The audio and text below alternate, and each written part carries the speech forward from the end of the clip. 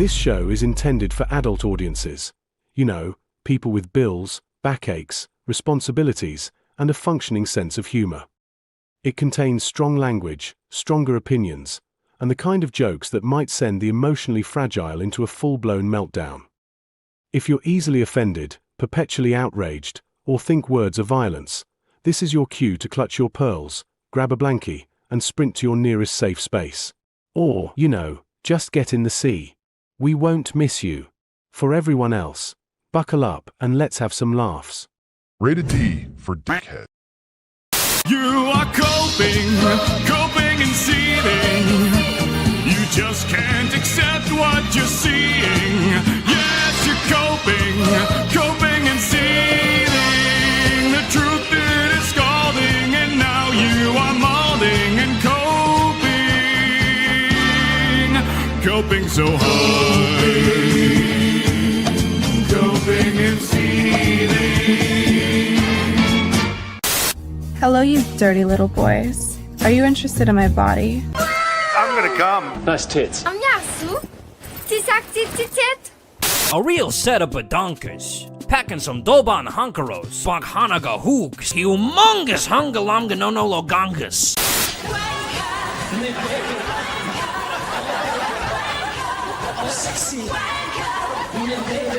I want people in the industry to be a little bit louder about people being mean to other people, and maybe say it's not a good thing. I don't really care, Margaret.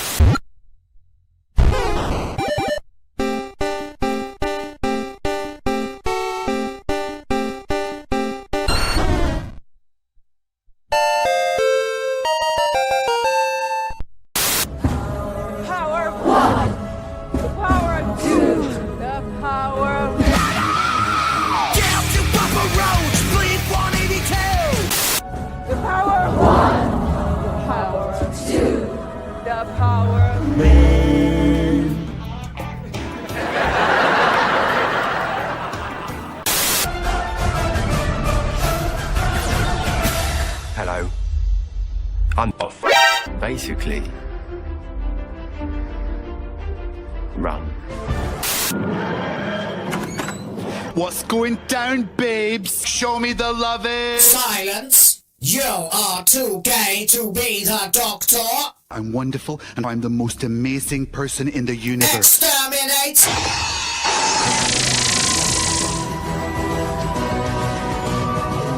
Go have a coffee with your marketing team and just terrify them. With the possibility of what's going to happen if they don't give you what you want. But hey, that's just a theory. A theory. Demonic presence at unsafe levels.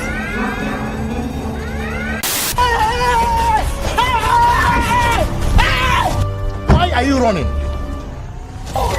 Let's take some dope. I am like, I have had hallucinations on weed before. if I get that high, Them babies, Alyssa. Disabilities. I wanted to finish Elden Ring, goddammit. He's a piece of shit. They don't know what the fuck they're doing. They don't know what the fuck they're doing. the reason why DEI was put in place in the first place is incredibly disingenuous. Racism and sexism, people being discriminated against. This was put in place to try and Disillusion young dudes. white men or straight people. Someone's getting a job over them that doesn't deserve it. People are missing out on jobs that deserve it more than a person who's getting it because they're a woman or because they're black. These people are making a lot of money, print money, cash, money, well, capitalism. Raise a bunch of money, more money, heaps and heaps of. I'm afraid I've got some bad news. Bad news.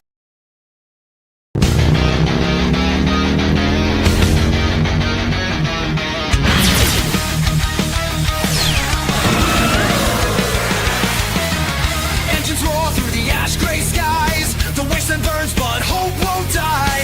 Every screen's a twisted lie, built to break us, make us comply. They poison the heroes, rewrite the tales, turn legends to dust, leave us frail. But we're not done, we won't bow down. Through the wreckage, we'll take the crown. Steel hearts ignite, fire in our veins. Freedom's calling, breaking the chains. They can't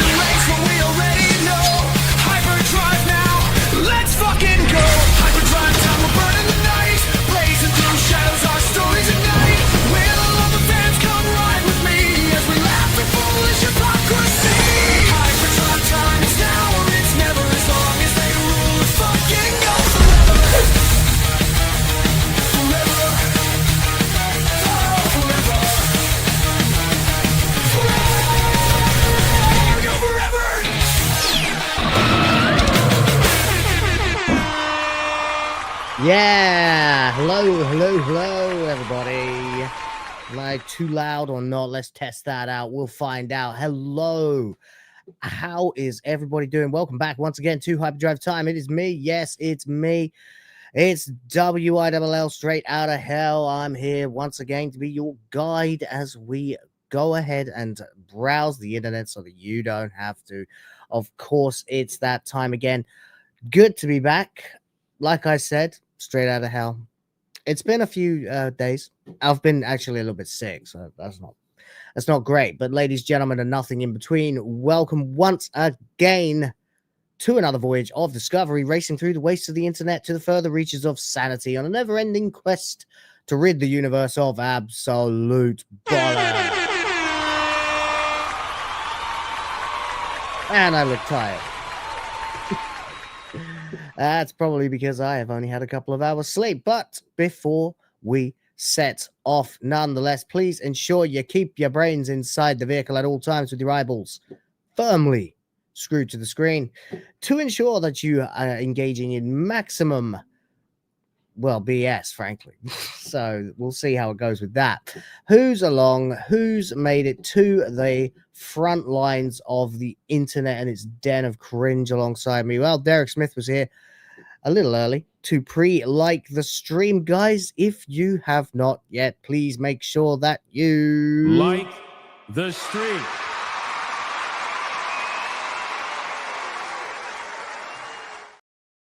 Please like the stream, everybody. You know it helps us to find the lost souls along the paths of the internet who may be lost and wondering, alone in the dark, who can save them from the madness they experience on a daily basis. Well, it's us, frankly.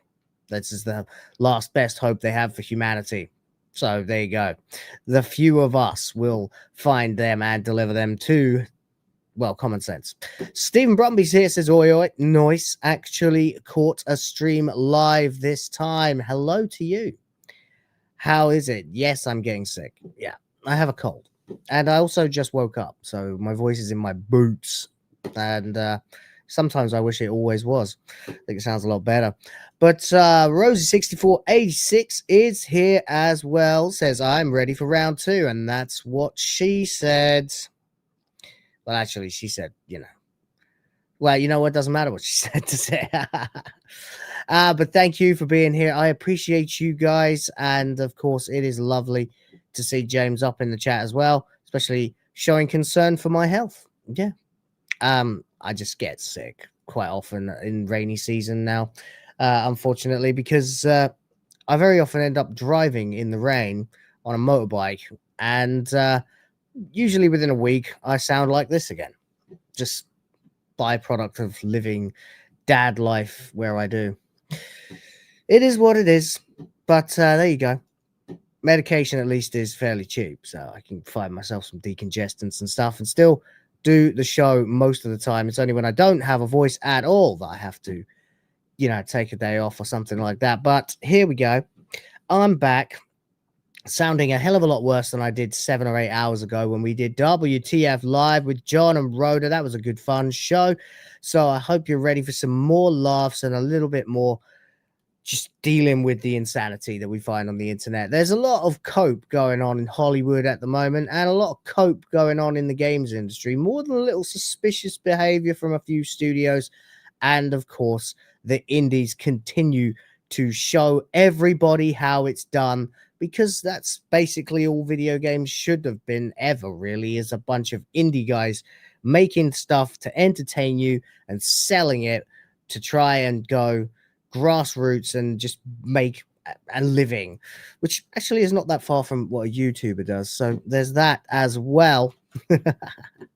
Of course, guys, as always, make sure that you are liking the stream so that everybody can find it. And of course, gently caress the love button, then furiously mash the love button. It actually helps more than you would imagine. Just make sure you lube it up first. Don't want to hurt anybody, you know. And of course, if you have any questions or comments, or you just want to pull over for a second, don't forget to tip your driver, as well as unlock your in-flight entertainment by joining the Grift Force. We have the bar for the super chats. If you have something to say, some question, comment, or it's all just too much for you, you know, just take your comment and send it on a stamped addressed envelope to Will's Bonds, care of the Philippines. And I, of course, will be forced to read it out. That is, of course, totally facetious. Use the super chat function. Thank you very much. And I'll be happy to deal with what you got. God, I do look terrible, don't I? I got to do something about this. I look like a dead man. All right, that's better. There we go. There we go. That'll do. That will do. Anyway, with all of that said, we've got an awful lot of weirdness to deal with today. Paul Thomas Ashworth is in the chat as well. Nice to see you too. Appreciate you being here.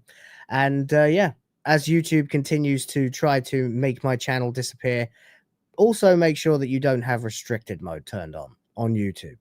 Just because everybody's talking about it at the moment.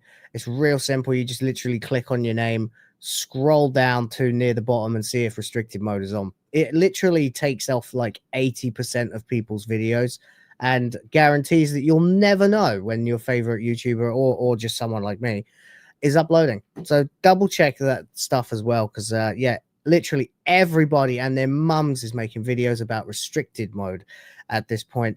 But you know, hopefully I'll benefit from that as well. So we'll see, I suppose. With all of that said, then let's get into some actual content. We have got to talk a little bit about some video games. Yay! Because everybody's going on about Silksong at the moment. And with good reason, of course. Silksong has been a gigantic success so far. But, of course, we have also seen some strangeness in the form of mods. Now, a lot of people are going to have feelings one way or the other about whether it's okay to get away with doing what people are doing. Personally, I'm all right for whatever. I don't give a shit. I'm live and let live kind of guy. You know me. But let's get into it anyway. We will go ahead and talk a little bit about what people have been doing. So, with that said, Hollow Knight's sequel, Silksong, has arrived, and it is utterly dominant. It's actually kind of astonishing how well it is doing. The numbers are incredibly high. Allegedly, there are 5 million players playing this game at the moment. And that's, you know, something that can be more or less verified by the fact that it's cheap. It's a sequel to an extremely popular indie game, and it's on Game Pass. However, it does seem that sales numbers are also going to be very, very good for that as well, judging from what we can tell from Steam. But, of course, some folks just can't seem to hack it, you know? They're just a little bit soft, a little bit wet around the ears, you know, and don't seem to be able to understand the concept of an incredibly difficult video game coming out that's supposed to be difficult, because that's part of the appeal. We have had this argument for decades with games like Dark Souls and others way before that, of course, that are intended to be challenging for the player. However, I suppose everyone has a right to mod the game any way they want. So let's get into it. Let's take a look and see what the heck's going on with this. Alrighty then. So we are here now at Insider Gaming for this article that came out. Actually, is it yesterday? Yeah, it's yesterday. At the time of recording, in the time zone where I am anyway, it's yesterday. Hollow Knight Silksong devs are nerfing early game bosses with new update. Okay. And there have also been an awful lot of people who have modded the game as well. So it's a weird one, but we'll have a look. We'll have a look, you know, to see what people are doing. But we'll take a look, I suppose, and see what the heck is going on with that. Team Cherry has just revealed the details for Hollow Knight Silksong's first patch, and some of the early game bosses will receive slight difficulty reductions. Other balancing changes and bug fixes have also been implemented. It says here, Silksong was easily one of the most anticipated games of 2025. Usually when you read that in an article like this, you think to yourself, well, was it really? I mean, everybody says everything's the most anticipated thing of the year. And with the exception of possibly Metal Gear Solid and, well, this. I don't know that there were many things that were anticipated. A lot of us were anticipating Assassin's Creed Shadows, but for all the wrong reasons. So you don't really tell us anything when you tell us stuff like that. But anyway, there it is. The launch numbers, however, are revealing that fans are very, very happy with the work. We can see, of course, from this one, Hollow Knight Silksong hits 5 million players in first 3 days. That is quite the achievement. It really is. You got to at least throw it for them. Silksong hit a total of 5 million players in just the first 3 days of the release, according to new data. The Team Cherry hit has been one of the most anticipated. There it is again. 6-year wait. Of course, that does tend to build up a fair amount of hype, especially in video games. It does go crazy. Sells 3 million copies apparently on Steam.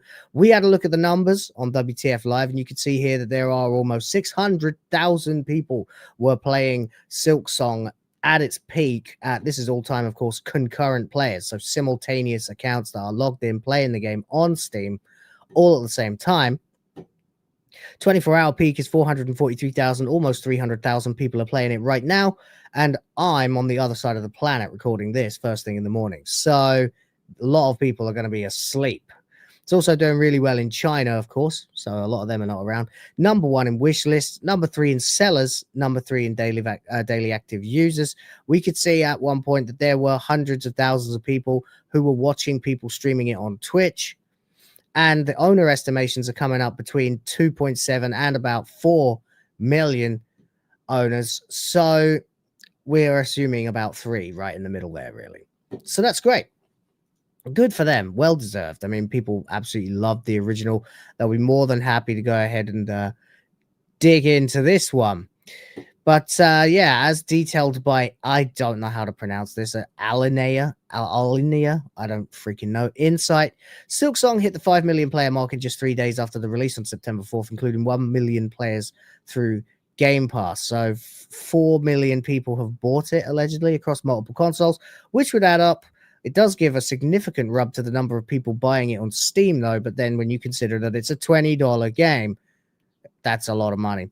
On Steam alone, $3 million, $50 million estimated revenue, and they say that how hype is due to how sporadic marketing and teasers for the game were. You didn't get really a hell of a lot of news on this until it just came out and was just sort of suddenly released 2 weeks after a launch was announced. Now, this is always a really interesting strategy. Sometimes people shadow drop games. They'll announce something and then they'll say, and it's out right now. We saw this with Oblivion Remastered, which did extremely well. Typical, though, of like 2 weeks to maybe a month until release from the moment it gets announced. An example of that would be Fallout 4, which also, of course, did gangbusters. But there you go. Anyway, of course, we can continue to look at what's going on then, because it says one complaint the players have had with the game is its difficulty. Not such good news there, because it means that people are missing the bloody point pretty much entirely. Yeah, I mean, it's supposed to be difficult, which brings up the age-old argument now of whether gamers should just get good scrub, which I agree is pretty much true in almost all cases. Or, you know, oh, please, developers, give us an easy mode, which unfortunately also has a lot of merit to it as well as an argument. It's one of those things. But I don't think you should really be messing with formulas that are near perfect, especially when people get into these games for the difficulty. That's one of the big problems. But we'll see. It looks like they're going to patch it anyway. Team Cherry's patch 1.0.28470. It's very specific. For Hollow Knight Silksong will go live for all platforms mid next week. PC players can access it now through Steam Beta or on GOG. Silksong's new patch will introduce... I never even thought about GOG. You know, they've probably sold a fair few copies too. That will introduce a slight difficulty reduction for early game bosses such as Moorwing or the Sister Splinter. Additionally, the damage from sand carvers has also been reduced.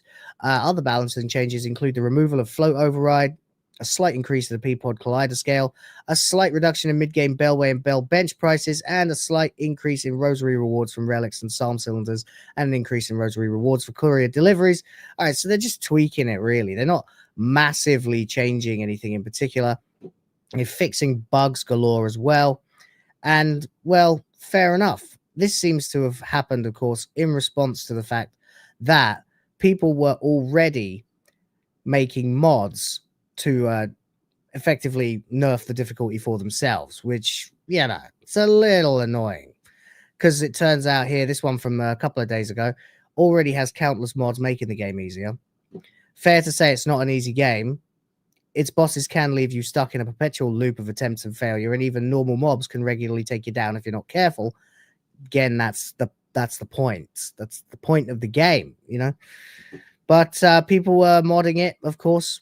Now, the big problem, of course, is that people have a right to be able to make mods, and I regularly complain when mods get taken down, you know, when modders get censored or suspended because their mods don't line up with the corporate policies of Nexus or whatever, which is why we're happy that there are now alternative companies that are starting to rise with decentralized, you know, this is decentralizing the modding scene, so it's allowing for a few more options.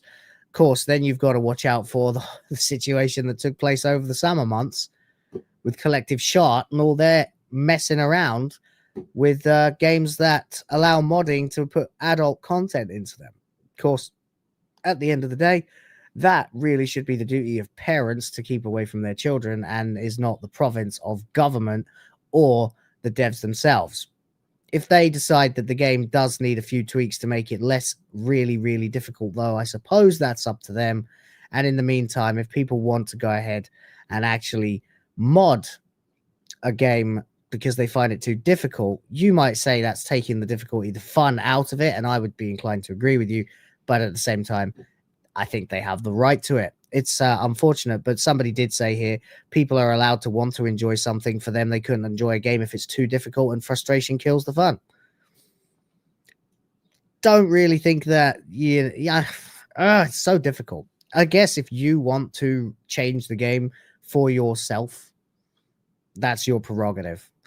But you most likely will not end up seeing a result in the community when you try to claim that you've beaten the game. Because if you've beaten the game, you've beaten the game, not a version of it that you changed. So that's one of the very many situations that comes up where the devs may want to step in and make some tweaks.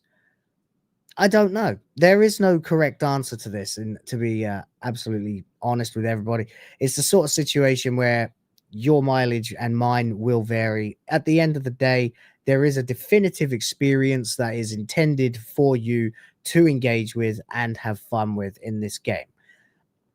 And if you really want to compromise that because you can't just get good, I guess you have the right. But don't come telling me that you're a hardcore gamer.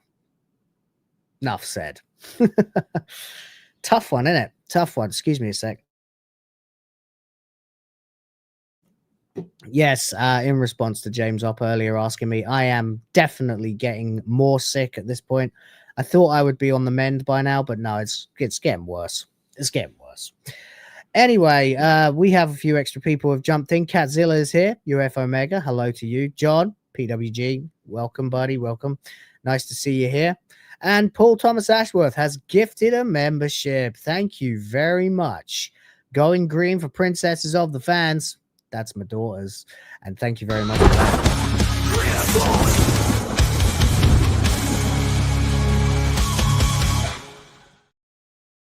Yes, we got a bar. You can fill it. I will put it back up on the screen in a second. I have to update it first because I don't know why. StreamYard is useless as well. Streamlabs is useless. Everything's just constantly trying to fail me. So there we go. And we're at 6. So that's cool. I'm going to keep this bar going, ticking along for the next few days while the super chat bar tends to change day by day. So there we go. Appreciate you for that. Thank you very much. And we will crack on. So what does everybody think? Is anybody in the chat actually playing this game? Because I know a load of people who are. I've seen, obviously, Smash JT's been playing it. I think Hypno's still on Metal Gear at the moment, although I'm not 100% sure on that. But Silksong is doing crazy good numbers. Crazy good numbers at this point. And, you know, when you just look at some of these, it is pretty damn clear that this is a huge hit. like 587,000 people is a big number, a lot bigger number than we are. Ooh, excuse me, than we are used to seeing. Hypno just finished. I just finished MGS. That's cool. That's really good. You haven't played the first one yet. This is the problem I have. I barely played the first one. I think that my friend had it and I was playing it on his PlayStation or whatever it was, and I had a lot of fun with that, but I never got around to picking it up myself. Now I'm like, well, you know, I did miss that actually in most cases, so I want to play it again as well, and kind of have more of a clue about what I'm talking about, which is good. But at the same time, the reality is it's yet again another indie game that's come out and has completely and totally humiliated the industry, because when you've got AAA games that come out and can't do past 100K on Steam, and even if they don't even get close to that, actually, and then you get these games that pop out from little devs, you know, indie studios, and they just crush them, whether it's for reasonable price or the brand recognition, I suppose, at this point, or just that difficult gameplay loop. There's a lot of reasons why the indies are absolutely killing it at the moment, and everybody else should be really, really, really embarrassed. We've had so many games that just popped out recently, between Expedition 33, of course, which still maintained as the game of the year, if not the game of the bloody generation. You know, these tough ass games, they're here for a reason. And I personally, I don't like it when they nerf the difficulty, because I'm of the opinion you should get good. Then again, I'm also a father and don't have a lot of time for sitting around and just playing games. Not for myself anyway. If I'm streaming them, then there's a justification that I get to play some video games, which is why I ask to fill up the bars, because I can then, you know, say, hey, I got to play this game because people pay me. So let me play games. And then the wife has to say yes, you know. It's the way it goes. This is the compromises of being a grown up. But they're still not back yet. They'll be back by this time tomorrow. Looking forward to seeing them again, of course. But there we go. Yeah. So it's all a good scene at the moment with Silksong. What was that? John says he walked up to, oh, you beat the end of his parrot. Very nice. And you saw Hypno fighting with the boss. I wonder what he made of it. I was irritated by it. I found it was way too easy. Like, way too easy now compared to the original fight with the boss. If you look at the original fight with the boss, you'll only tell that she is about to launch into a big blast of CQC. Your only indication is a slight swishing noise before you actually get that beatdown. Why has this bar changed? It shouldn't say that. It should say 5 out of... how annoying. Hold on. Stupid bloody thing. Yeah, you know, when you're in the fight with the boss, she comes, like, if you're not particularly trying to stealth her, which honestly I don't see why you would, because now they've made it so easy to just beat her up. So she would run up to you, you know, she shouts something like, there you are, or prepare yourself, here I come, etc.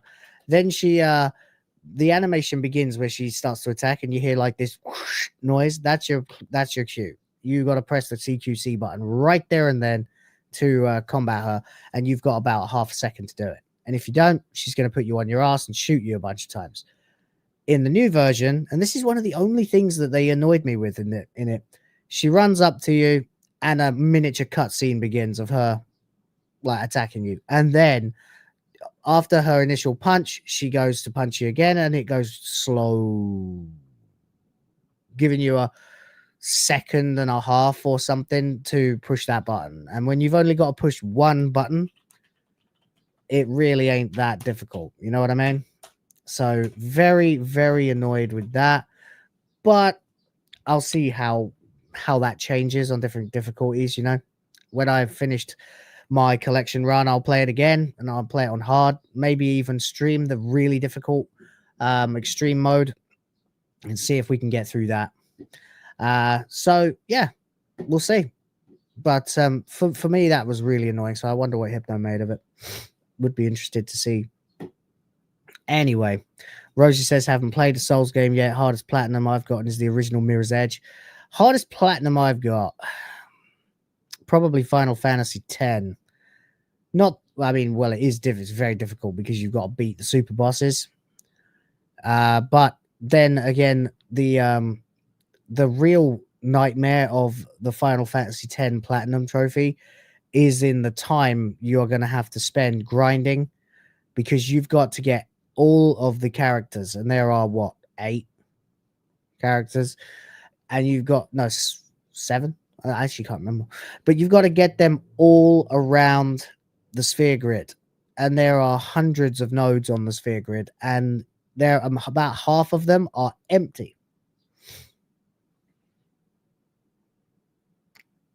So what you end up having to do is you end up having to go to the monster arena, and then you have to catch, obviously, all the types of monsters in the fucking game, which unlocks the more powerful versions in only the monster arena. Then you can fight them, and then you have to start refining orbs and not orbs, spheres, etc. This is a long time ago that I did this now, so I can't really remember it. But you got to turn spheres into weapon types that have certain abilities on them, like, for example, overdrive into AP. And then let like the Tonberry kill you over and over and over again to get tons and tons and tons of AP to get your characters around the grid, while at the same time fighting other monsters to turn them all into spheres that you can then populate those nodes with. And you've got to think ahead to try and work out which sphere you should put on which node so that you can get all your characters up to maximum stats. It took me over 450 hours. I bought a Vita literally so that I could play Final Fantasy X on the road and keep going with the grind. And well, it was a hell of a day when I finally achieved that platinum. It was a crazy time. But don't recommend that for people who have, other things they need to do. Yeah, there's Tidus, Yuna, Waka, Lulu, Kamari, Oran, and Riku. So yeah, 7. Yeah. Cool. All right, guys, let's talk about something else. But before that, let me drink some water for my dying throat. Sorry. Oh God, that is so good when you're getting sick. My bottle's in the wash though, so I don't have more than a glass. All right, let's talk a little bit about Hollywood rubbish, because there is some Hollywood rubbish that is that's currently happening. And it's all to do with Superman, because if you haven't been living under a rock in the last couple of months, you will no doubt be aware that the brand new, all new, brave new world of James Gunn's DC universe, the one that's in no way to be compared to or even extended from Zack Snyder's DC EU, which unfortunately does tie into the current DCU in more than one way. But forget about all of that.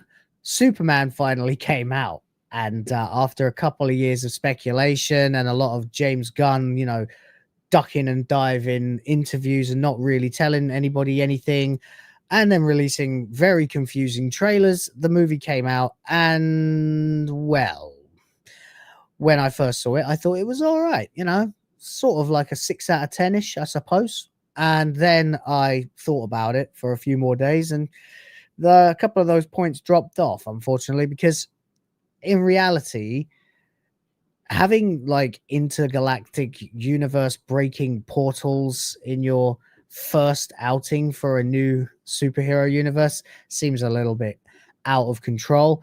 And then the very concept that you could have Ultraman being remote controlled by a bunch of people taking orders from one regular man, and somehow that adding up to being as fast as Superman in a combat situation doesn't make sense for me whatsoever. Those are the two biggest problems I had with it.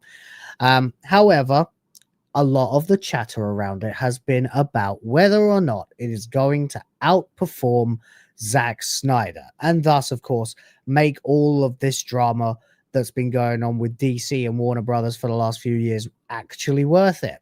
So, how did Superman, which is now forever known as Superman 2025, as opposed to Superman 2028, how does it stack up against Man of Steel? Well, according to Hollywood, those people who it's definitely in their best interests to promote the new thing over the old thing, apparently it has nearly tripled the profit of Man of Steel. I mean, what? All right. So let's take a look at this article from Marvin Montanaro of That Park Place. Superman reportedly earns nearly triple the profit of Zack Snyder's Man of Steel. Now, this is, of course, going to interest anyone who's been paying even a passive amount of attention to this developing story over the last couple of months, because honestly, it seemed that it was struggling against money that was made by Man of Steel, especially different release windows, different opening weekend lengths. Yes, that's right. In Hollywood, a weekend can be up to like 5 days. There were all kinds of numbers being thrown around, and everybody said they had the valid argument. No, it's never going to beat Man of Steel. Oh, it's beating Man of Steel. So let's just dive into this and see what we can sift out, shall we? Because everybody's full of it in one way or another. It looks like James Gunn's Superman is going to double. Well, you just said triple, buddy. Well, let's see. The profit of Zack Snyder's Man of Steel, according to reports, despite making less at the worldwide box office. You don't say. That's interesting. When Zack Snyder's Man of Steel launched in 2013, and this is the other thing, of course, that works in the favor of Man of Steel, which, of course, is inflation. Adjusting for inflation, it made significantly more money than it seemed to have made 12 years ago. But, well, let's continue. It was billed as the bold new beginning of a cinematic universe that Warner Brothers hoped could rival Marvel's Avengers Empire. Yes, well, the thing is, when Man of Steel was announced, Avengers hadn't come out yet. So, but when Man of Steel actually came out, Avengers had come out and had largely changed what people were expecting from superhero team-up movies. It was, of course, the beginning of the popularity of the Whedon-esque, quippy style of dialogue between characters back when it was actually fresh and being done by a competent writer. That's one of the reasons that Avengers worked as well as it did, because nobody thought at that point, despite what came later, that you could carry a movie with 6 main characters. But in reality, there probably were only 2 or 3 main characters. However, it did scare the absolute bejesus out of Warner Brothers, who really were just trying to make a Nolan-esque version of Superman based on chasing the popularity of the Dark Knight trilogy. I think everybody knows this. Most people who saw the initial teaser for Man of Steel saw the name Christopher Nolan and shat themselves. So that's really what was going on. It wasn't until after this movie that they suddenly realized they had a lot of catching up to do to make it to where Marvel was at. And that's why we ended up with Batman versus Superman being so rushed. And then, of course, Justice League only 4 years later, completely unearned with half-baked, unfinished characters. And that's really what killed the DCEU before anything else. That, and of course, the sad passing of Snyder's daughter, resulting in Whedon stepping in himself to do it and totally changing the tone, etc., etc. Everybody knows all these problems that came up because of, all that I've just listed. But let's have a look anyway. Get to the point, Will. Come on. The movie grossed more than 670, by the way, I sound terrible because I'm getting sick. $670 million worldwide, an impressive figure that secured Snyder a multi-film deal. It was a simpler time, wasn't it? Back then, when not everything had to make $1 billion, and birthed what would eventually be known as the Snyderverse. Is that what people call it now? I thought they just called it the DCEU. Oh, well, I'm out of the loop there then. Fast forward to 2025, and James Gunn's Superman has proven to be a very different kind of beast. The numbers are in, and while Gunn's Superman reboot didn't eclipse Snyder's Man of Steel at the global box office, it still stands as the more viable project because of one critical metric: profit. Now, how does that work? budgets are higher than they've ever been. Well, I guess we'll go ahead and break down the numbers to see how Superman was able to eclipse Man of Steel in terms of profit, according to a report out of Variety. Bear in mind, ladies and gentlemen, anything that comes out of Variety must be taken with a pinch of salt, because it is usually at least 50% bullcrap. So we'll find out. But this is what they're saying. Worldwide gross: Man of Steel 670 million, Superman 614 million. All right, so you are down $56 million. That's not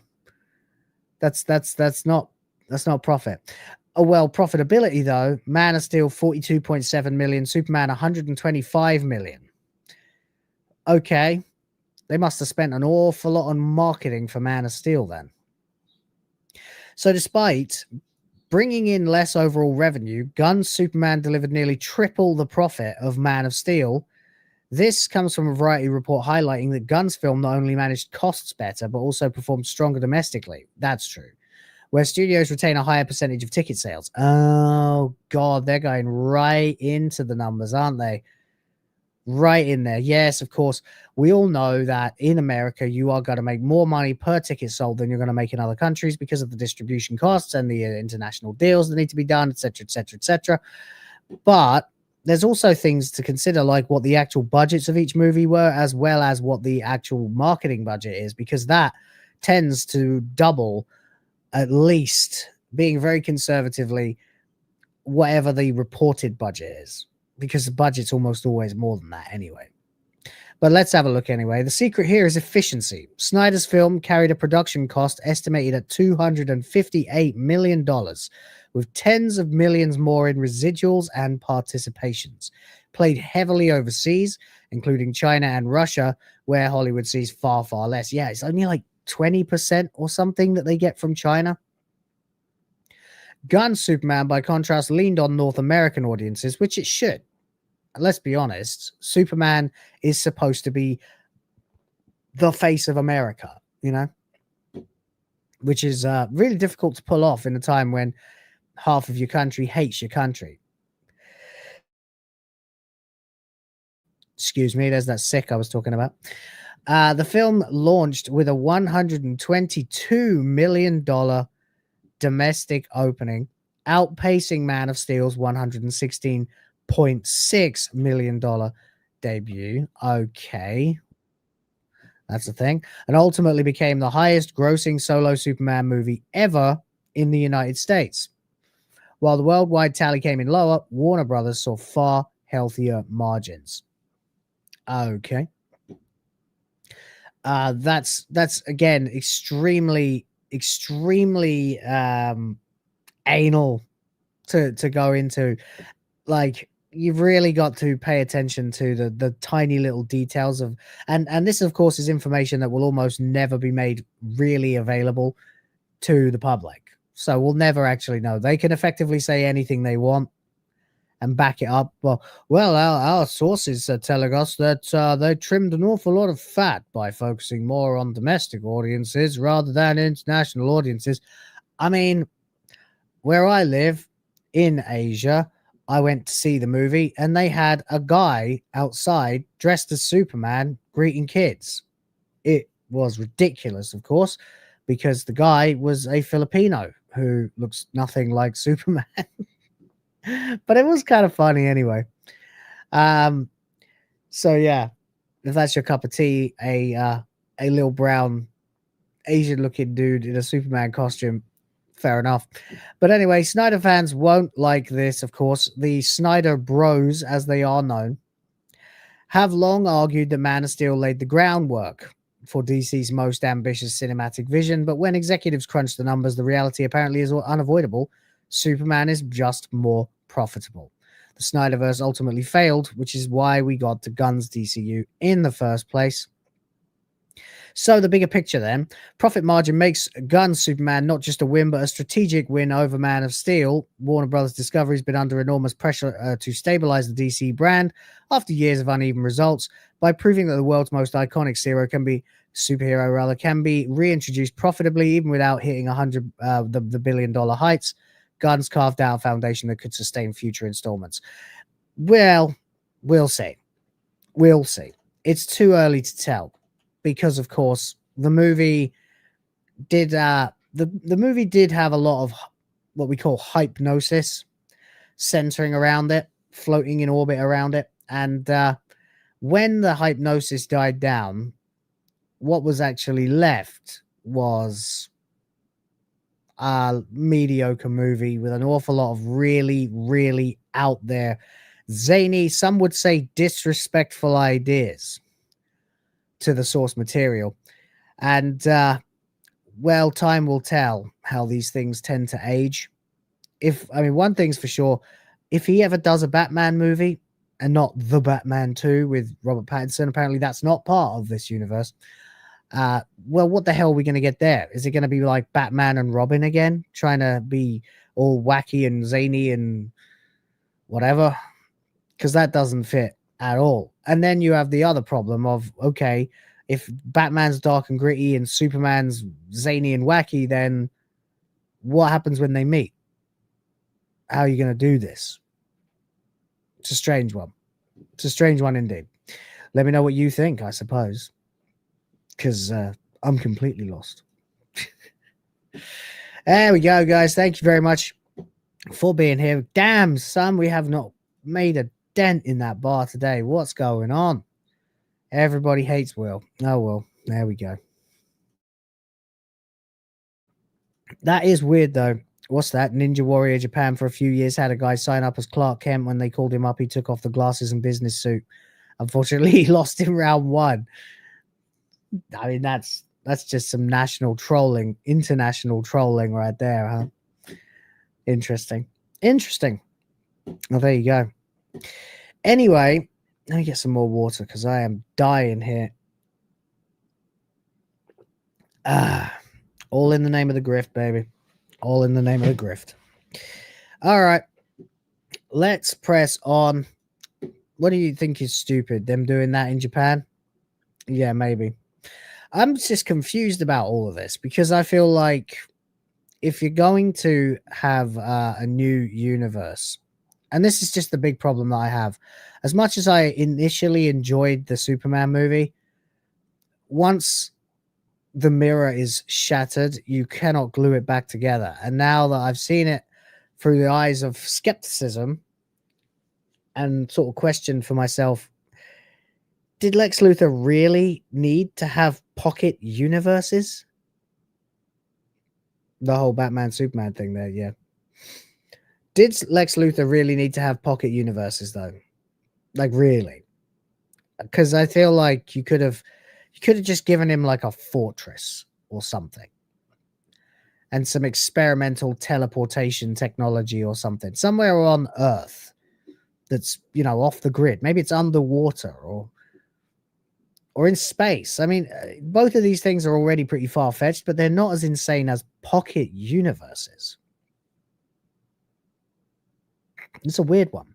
It's like, did you really need to have Ultraman in it so soon? Why were the Justice, whatever they were called, gang, were one of the best things about the movie. And Corn Sweat was good too, by the way. There was nobody like delivering a bad performance in the movie. It was all good. But the thing is that the story gets really carried away really, really fast. And then because the story is already at like 11, that's why you need more than one superhero to be in it. It couldn't have just been, you know, almost exactly the same as the Donna Superman, but with like minorly different events taking place. Because the Donna Superman is pretty much damn perfect already. This is the initial problem that anyone who tries to write a Superman movie, an origin story, or an initial act for that Superman actor is going to face. You are competing not against Man of Steel. You're competing against Richard Donner's 1978 masterpiece, with the exception of the, you know, traveling backwards around the planet, you know, to undo time. That is insanity. But if you did it, you'd make a DCU that started in the 1940s. Yeah, well, I mean, that is what Donner did, isn't it?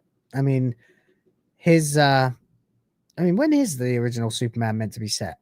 Because it is a little bit vague, isn't it? It does definitely have a strong retro vibe, even for 1970 something. But then by like the second movie, they're in diners with TVs and, you know, they're dealing with contemporary international problems and events. It's a little strange. It does seem to leap forward between the decades a fair bit. I guess you'd have to actually make it happen then. But then you'd have the other problem of what do we do to bring Superman into the present day? Which would be, you know, either have him age very, very, very, very slowly, or you have him frozen in time like Captain America, at which point it's just plagiarism. So, tough call. I think if you're going to do it, you got to do it in the modern day, but you've got to do it as simply as possible. And you're going to need various story beats. Quite simply, I disagree that people have seen the Superman origin too many times. I don't think it's been done right yet since Donna. You basically start the movie the same with the destruction of Krypton. You have him travel through space. I mean, there's no point doing it. You just watch the original. The only reason to do it would be so that you can continue to use the same actor in other projects. Because obviously Paul Reeve is, well, first crippled, now dead. But you need someone with that attitude to go into it as well. So once he lands on Earth, you know, he gets found. He's a kid. He's super powered. It all becomes clear. He has to leave. John Kent dies. Off he goes to Metropolis. You can have Lana Lang in there if you want. You can have his high school stuff if you really want. Goes to Metropolis, meets Lois Lane, solves some petty crimes, perhaps saves her life. You know, it doesn't have to be the scene in the alleyway where he catches the bullet, but good luck writing a better scene than that. Then, you know, he's going to have to save her from something serious so that everybody finds out there's a Superman, like the helicopter scene. Then what? Then it's going to be about establishing Lex Luthor. Then it's going to be hopefully a less jokey Lex Luthor. I know a lot of people love that, and I love Hackman in the role too, and Otis and all that stuff, and it's very funny. Make it less funny. Honestly, I think Kevin Spacey was a goddamn perfect Lex Luthor. Just the script was all over the place for that Superman Returns movie. I think, the animated adventures of Superman. I've not seen the whole series, but I've seen the first, how many parts is it? The initial story where, you know, he first gets to Earth. And yeah, that's how you do it, more or less, like that. Although we have a lot more stuff about Brainiac in there and various things like that, which I think you for movies, it's very simple. You don't need all of that universe building, because even when Gunn did it, the result was all he could do is put like a wall of text on the screen before you even start the movie.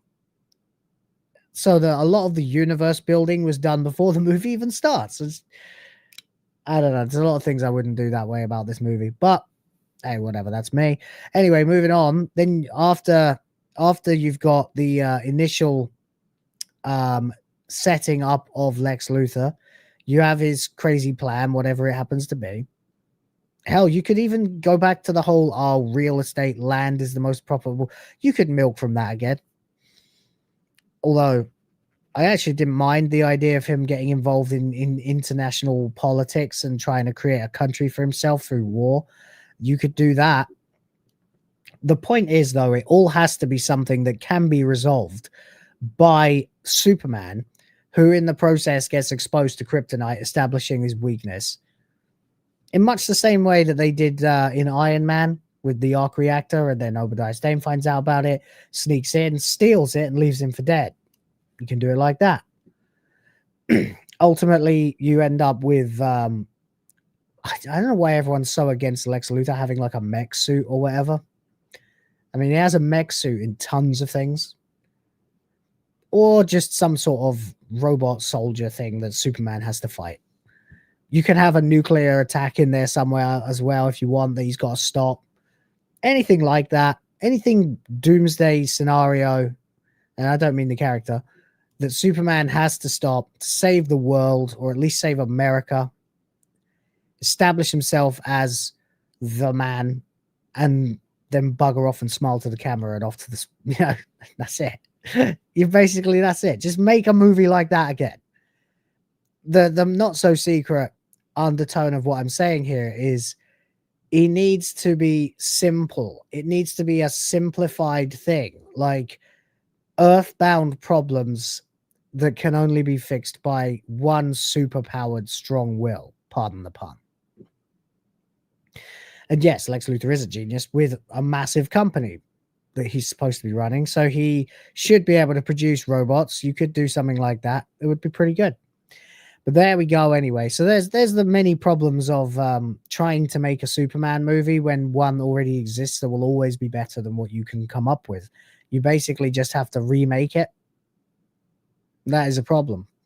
Because if you call it a remake, everyone's going to start comparing it to the 1978 one. So what you want to do is find a nice balance of stealing the story beats basically from the 1978 one without actually stealing the scenes. An homage, I suppose, is better than nothing. Anyway, there we go. We can move on from this. We can talk about something else. Did we get any donos or anything? No, still not. Damn, man. Oh, well, there we go. Guess it is what it is. We can continue on with Hollywood, though, because I've spent a lot of the last 3 years and change that this channel has been around making a mockery of Hollywood celebrities, their arrogance, their naivety, their sense of entitlement, what have you. But we are definitely living in the worst era of celebrities where their entitlement and all of those other things I just mentioned are completely off the charts, and they've gone through to the moon, resulting in a lot of people that no one can stand at all getting cast in movies that they are absolutely not suited for. No one stands out in this paradigm more than Rachel Zegler. Of course not. The Snow White who isn't white and doesn't want to be there and doesn't appreciate the original and ended up making a fool of herself in various many different ways, whether it was politically, ideologically, or just straight up being a, you know, it's too early to say that. Another one with a lot of the same issues is Amanda. It's been a long time since I had to say that name, and that's kind of the point. Stenberg, from, of course, Star Wars, Disney's The Acolyte, the doomed project that it was, that everybody knew was a piece of trash that was going to get cancelled, except for, I don't know, maybe 100 people who really liked it and accidentally thought themselves to be greater in population than the rest of us. Not so much. No, hashtag way more of us. And found out the hard way when that got cancelled. So we have 2 flops and 2 celebrities who have basically been allowed to run around acting like spoiled, entitled girl bosses. And now neither of them can get any work because spoiled, entitled girl bosses. Okay. So, the end of Disney's girl boss celeb era. Yes, come on, feel it with me. It's a good day. This stuff is coming out left, right, and center at the moment. Rachel Zegler of Snow White and Amanda Stenberg of Acolyte are done. Apparently. It will be interesting to see them actually justify this because, of course, I've said they're both done multiple times. A few other people have said they're done multiple times. And yet there's always someone who goes, well, Rachel Zegler is working on Broadway. Yeah, she's not working in Hollywood. And Amanda Stenberg, I have no idea what she's up to. So let's see what old WDW Pro has to say here. Good channel, by the way. You should check him out. Rachel Zegler burst onto the scene with powerful performances in West Side Story and The Hunger Games, the Ballad of Songbirds and Snakes. I never watched either of these. Why would I? I'm not a YA, and I'm definitely not interested in a remake of West Side Story.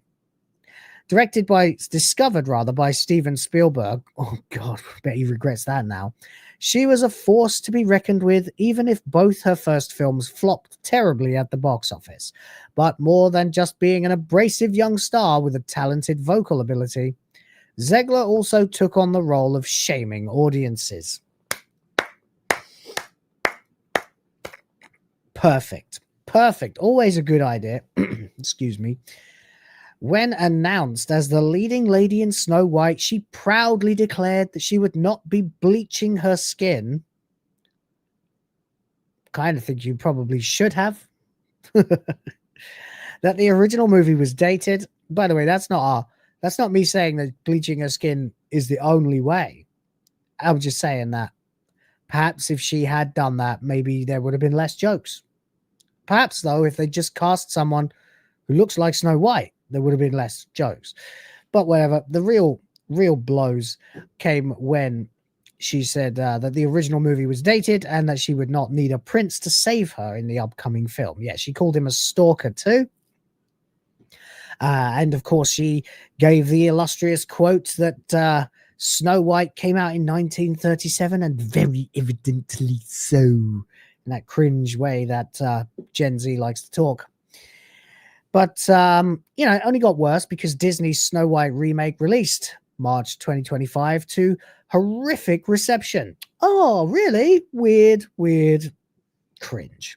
Despite her self-perceived luminous performance, the film became a costly misfire, grossing about 205 to 206 million globally against a massive 400 million to 500 million dollar spend on production and marketing, earning the dubious label of a historic box office flop.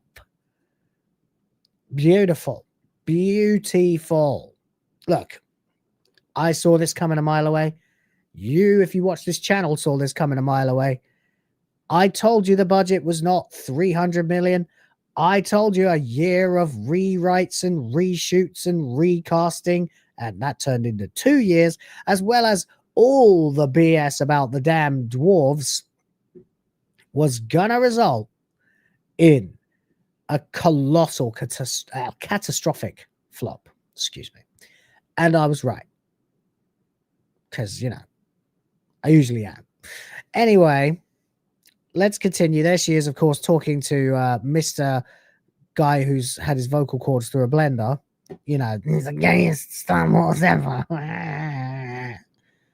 Can't think of his name now. Captain Cringe. There you go. In the aftermath of this polarizing performance and public image, Zegler has only one confirmed upcoming project. She Gets It From Me.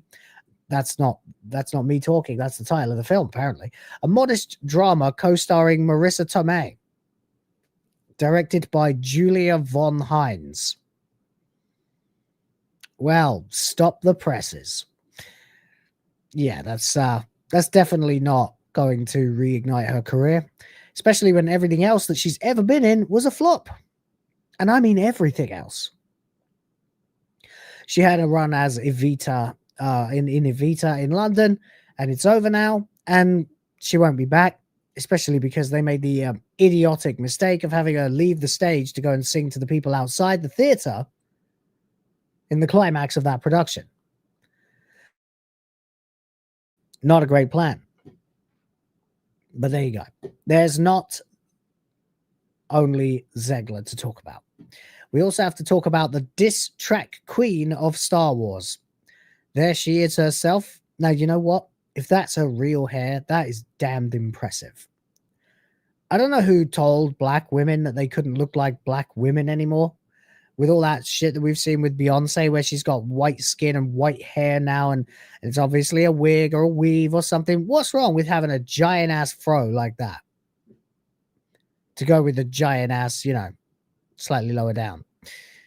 Which, by the way, are the only things that there are to like about this woman. Anyway, Amanda Stenberg has also been unafraid to speak their mind. Who wrote this? Really? WDW Pro, you're being too diplomatic, my friend. From early recognition in the Hunger Games and the hate you give, to recent roles in genre and indie fare like Bodies, Bodies, Bodies, and My Animal. Don't know what any of them are, I love to say. Looking ahead, Stenberg has almost no roles attached to her name. She had a minor speaking cameo in the next Spider-Verse film from Sony, a holdover from when she was believed to have staying power, and will appear in the adaptation of Children of Blood and Bone, slated for release in January 15th, 2027. Another thing, by the way, with this diss track that she did here, it's all about how she's black and she doesn't get respect because she's black, but she's actually half white and the son of an exceptionally wealthy man. The daughter, rather, of an exceptionally wealthy man. So, yeah, right. Anyway, despite a few minor television projects, there she is, of course, opposite the copyingest actor in Hollywood himself. Can't think of his name anymore. Oh, Manny something or other. Despite a few minor television projects, none scheduled before 2027, stand out as major career vehicles. An unusual paucity for someone of Stenberg's talent representation and previous cultural cachet. It's reasonable to suggest that her bold public persona, especially on issues of identity, politics, and diversity, might be contributing to an industry tendency to hesitate on confidently backing her in more mainstream or immediate roles. So, for Zegler, the high-budget flop of Snow White is less about her performance and more about a backlash amplified by her outspoken stances. She's now relegated to lower-profile, earnest indie dramas at best. And for Stenberg, despite consistent talent and diverse upcoming credits, the lack of major near-term film projects might well reflect cautious risk management by studios seeking to avoid controversy. In other words, if you are gonna act like a sanctimonious dickhead on the red carpet, in interviews, if you're going to insult the source material, don't forget, it wasn't just Zegler. Stenberg also sat there and smiled when she said that she thought R2-D2 was a lesbian. If you're going to insult the source material, and if you're going to insult the audience, and you're going to insult the fans, there we go. Let me be the first to tell you, you're going to have a bad time. Enough said. All right, what are we doing here? We got a super chat. Hello, of course we did. Rosie604086 says for $9.99. Thank you very much. Says this topic is something worth celebrating. It really is, isn't it? Like, isn't it lovely to know that people who are in charge of making this entertainment are finally starting to see clearly again? Hiring people for their diversity and then platforming them based on their diversity is in fact a recipe for freaking disaster when everybody else in the world is seeing it as diversity. Not a good idea. Not a good idea at all. Been a really bad idea for several years now, but unfortunately, because it takes multiple years to make any of these damned properties, no one has the balls to just cancel one out, except David Zaslav, and he's still catching bullshit from that decision even now. Thank you very much for the $10. Appreciate you. Drop it.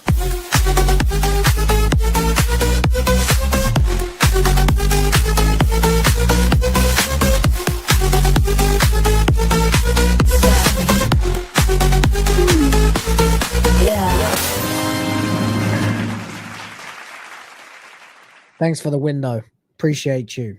I am really not feeling very well, guys. Stephen Bromby for £2 says, finally, we are free of these numpties.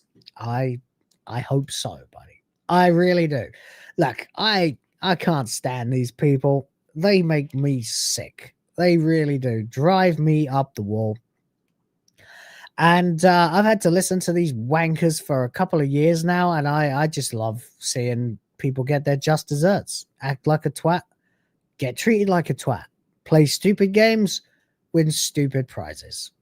Play retarded games. Well, there you go. So there we go. John's in the chat saying, yes, what a waste of some great tits. Of course, John there absolutely cheering for the bar to be filled because he didn't get his boobies yesterday and he's doubt he's going to get them today. But you never know. Someone might just drop fucking like $72 or whatever. No, 82. Good God. 88. Fucking hell, Will. You can't count. I'm sick, you know? I'm sick. Don't expect much from me. But there you go. Yeah. All right. Let's talk about something else. Let's talk. I've got a bit of time left. I'm feeling really rubbish, so I've got about one topic left before I probably lose my voice. So we'll try and go ahead and record something with that, and hopefully you guys will be able to enjoy it, and then I'll be back alive and well tomorrow, no doubt. But in the meantime, maybe I might even go live again later, actually, if I feel better. I'm going to bed after this, though. But in the meantime, let's take a look at this, because this is relating to Nintendo. And, well, Nintendo, as you may have come to realize,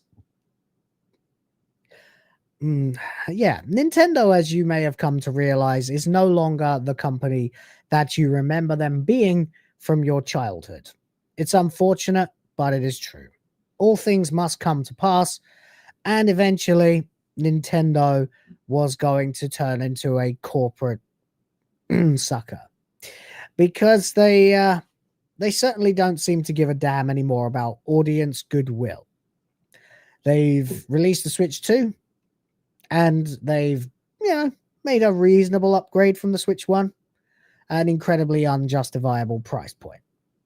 They've, of course, charging you an arm and a leg for absolutely every peripheral or game associated with it, and there aren't very many games associated with it, and many of the games that are coming out for it in physical form are in fact just codes on cards that let you download the game instead of actually having the game saved onto the card.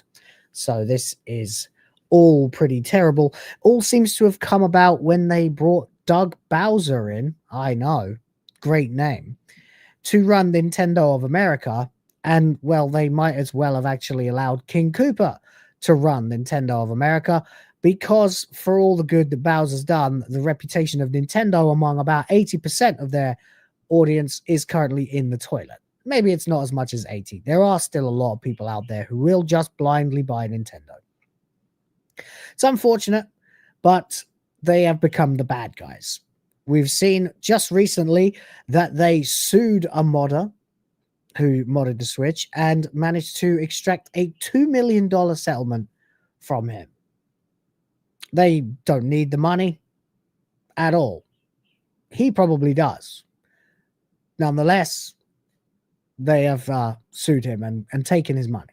And furthermore, it turns out that they are, let's see if it's learning a lesson from the Switch or if it's just more corporate greed, as they appear to be withholding Switch 2 dev kits from free-to-play developers. Now, I'm not a big fan of free-to-play gacha games, but maybe some people will miss them. Either way, it seems that there's no room for anything about the Switch 2 that doesn't involve tons and tons and tons of money. Let's take a look. All right, so here we go. Nintendo secures $2 million settlement from Switch modder. Oh, joy. What a wonderful story we have to report here. The big company, obviously the underdog, has managed to take down the titanically evil Switch modder. Okay, buddy, if that's what you think. Well, let's take a look. Nintendo will receive $2 million in a new settlement from a Switch modder. He also received a permanent injunction preventing them from selling modded devices again. Remember the old days, guys, when you could get a chipped PlayStation and it had like 300 games on it, but you know, you didn't get any of the cool packaging and the displayable stuff, and everybody knew that you were kind of a cheapo for going down that route. Difficult. Those days are gone.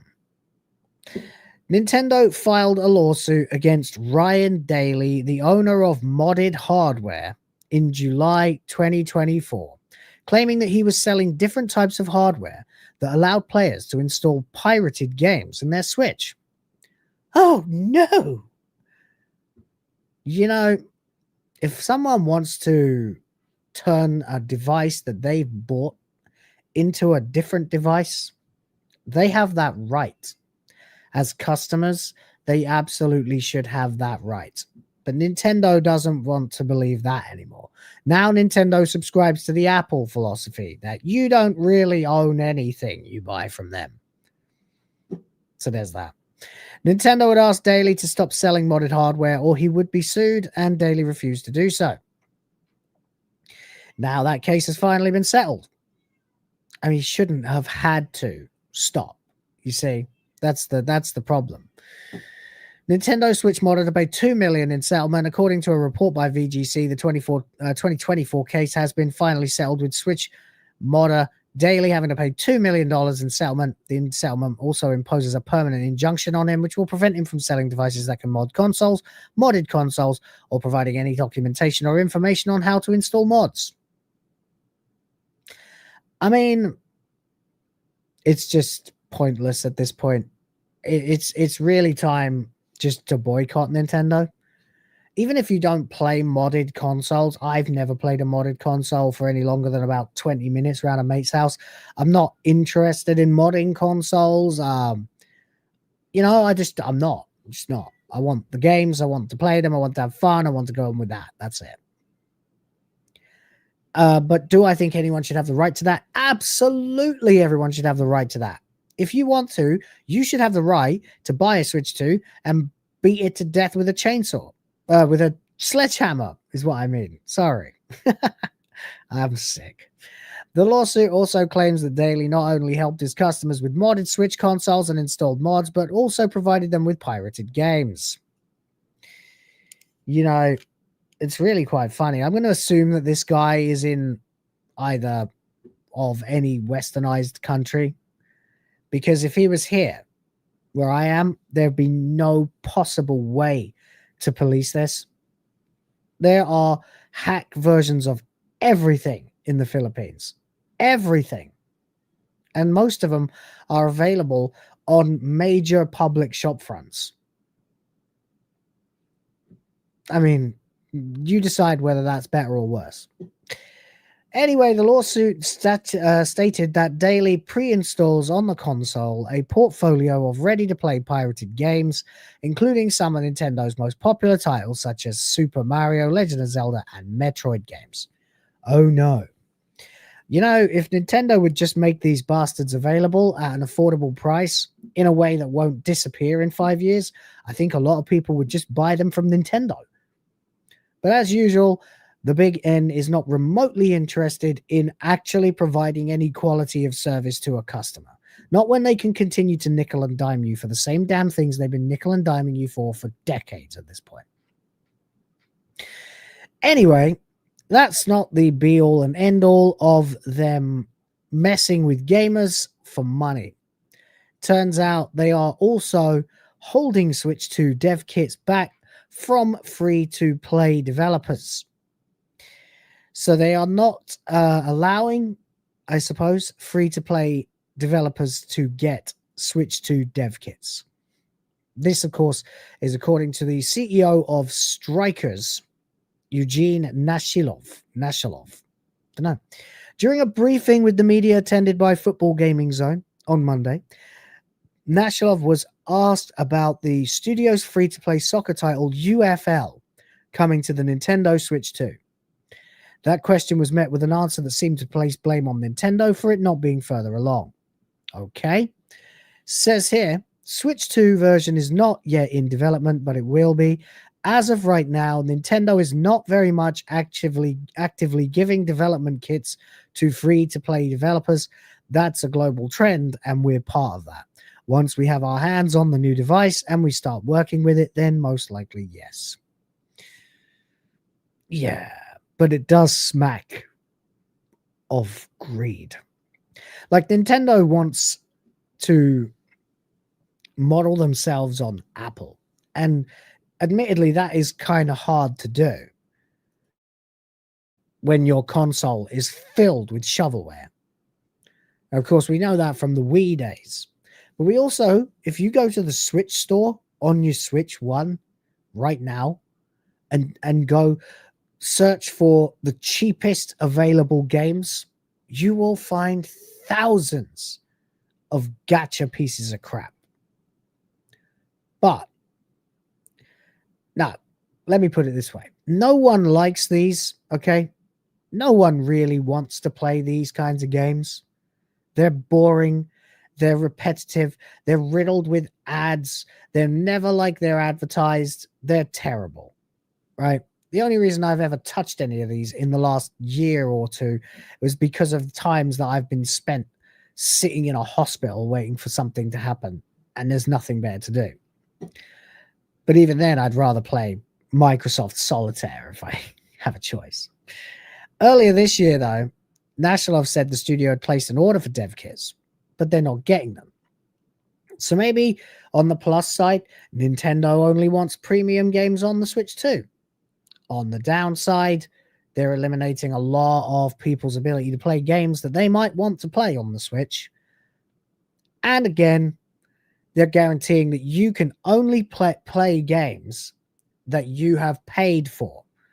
And their price model is atrocious.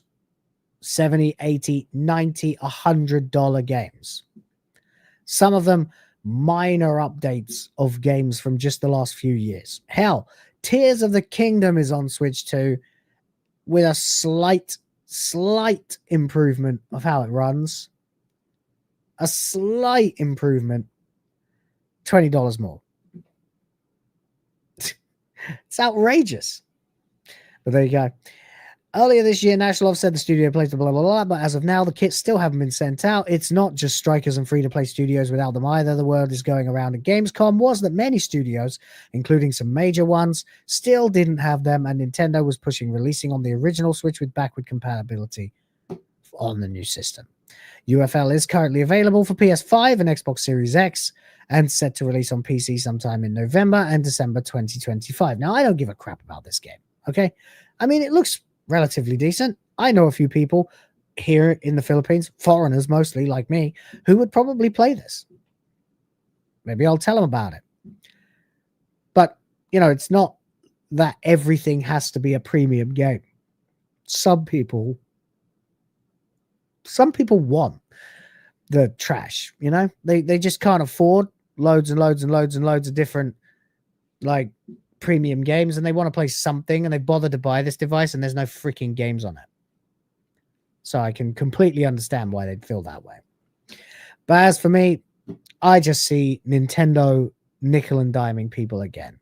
And I'm really tired of it, because I've dedicated a lot of my young life to Nintendo, and I feel like they are 100% spitting in our faces now. But what do you think? Well, nothing, apparently. Stephen Bromby says Switch 2 so the games, can you mod it so the games don't cost 80 quid? I don't think so. I don't think so. Nintendo, says John. Sega needs to rise up again. Yuji Naka is an older, angrier, less talented, and more arrested Miyamoto. Sega needs a new genius. Yeah, the thing is, Japan's not... It's tough, isn't it? Japan's not going to produce someone like that anytime soon. Everyone's a salary man. Everyone's doing 60 hours a week. This is why they're having a population crisis. The chances of a true creative appearing anytime soon to rival someone like Miyamoto when he was in his glory days, it's unlikely. And it won't matter anyway, because Doug Bowser's over there influencing the Japanese ears to be like, fuck their customers. I just don't think Nintendo's bouncing back from this one. Unless, of course, the Switch 2, despite having sold as much as it has, is proven to be a complete disappointment, a complete catastrophe by virtue of games not selling on the system. But time will tell. At this point, honestly, boycotting Nintendo is the only way to steer them back onto the path they should be on. Of course, then, it is the duty of the customer to keep an eye on the progress of the company if they start to turn things around. Maybe not duty. Maybe that's the wrong word. That kind of flies in the face of what I mean by customer. It is benevolent of a customer if they then reward Nintendo for good behavior. But again, I don't really think we're going to be getting that anytime soon. All right, that is it, guys. Wow, that's the bar. Well, win some, lose some. Is what it is. I am sick as a dog. As you can tell, my nose is getting more and more blocked up, so I'm starting to sound like David Beckham. I really got to go, get some sleep, get some rest, and then I've got some errands to run. I'll be putting out some videos later. Hope you guys will enjoy those. And yeah, come and check out the channel a bit later on. I might go live with something for you later, but we'll see. We'll see how it goes. If not, it's because I'm resting, and you'll see me tomorrow at the same time for Hyperdrive Time, episode 80, what will be 8, I believe, at that point. And yeah, freaking hell. At this rate, it'll be like a month till we're at 100. But there you go. There you go. Anyway, thanks, guys. Thanks for checking out this episode of Hyperdrive Time. Appreciate you. I'll leave you with the credits at this point. Thank you very much to Paul Thomas Ashworth, Rosie, of course, and Stephen Bromby, who have all made it here live and checked it out. Screw YouTube for massively nerfing the reach of the live stream so that we only end up with like 15 people watching at a time. And, well, just keep grinding, I guess. I'll be back tomorrow. Till then, enjoy the credits. Peace. Big love. See you in hell. Ta-ta for now.